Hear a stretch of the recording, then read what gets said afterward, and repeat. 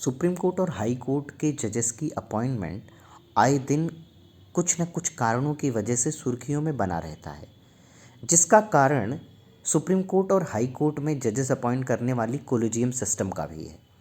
Collegium क्या होता है?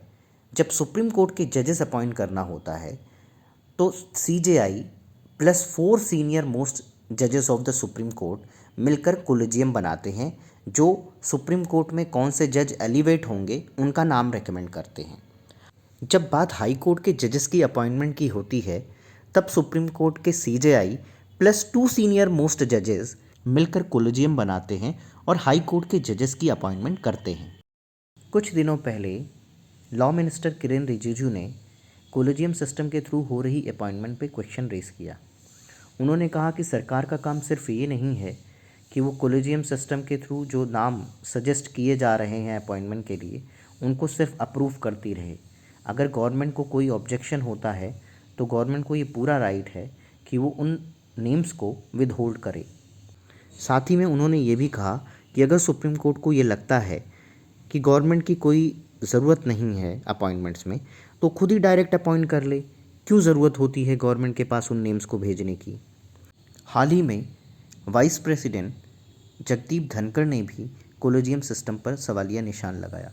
उन्होंने कहा कि NJC national judicial appointment commission act जो है पार्लियामेंट में यूनानिमसली पास हुआ था, लेकिन सुप्रीम कोर्ट ने उसको नल एंड वाइड डिक्लेयर कर दिया, जो कि बहुत ही अनफॉर्चुनेट था, बहुत गलत था। यहाँ पर आपके लिए यही जानना ज़रूरी होगा कि कोलिजियम सिस्टम के थ्रू जो अपॉइंटमेंट्स हैं, इसका कहीं पे भी कॉन्स्टिट्यूशन में कोई मेंशन नहीं है।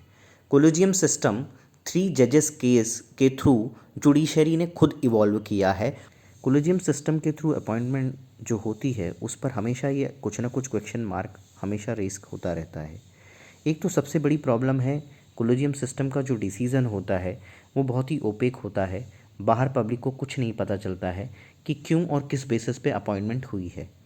दूसरा, नेपोटिज्म बहुत ज़्यादा है। कुछ फैमिलीज़ हैं गिनी चुनी जिनका होल्ड सुप्रीम कोर्ट और हाई कोर्ट्स में है। मतलब मोस्टली सारे जजेस जो है वो एक बहुत क्लोज्ड ग्रुप है, उससे आते हैं। तीसरा इशू ये है ह्यूज पेंडेंसी ऑफ केसेस।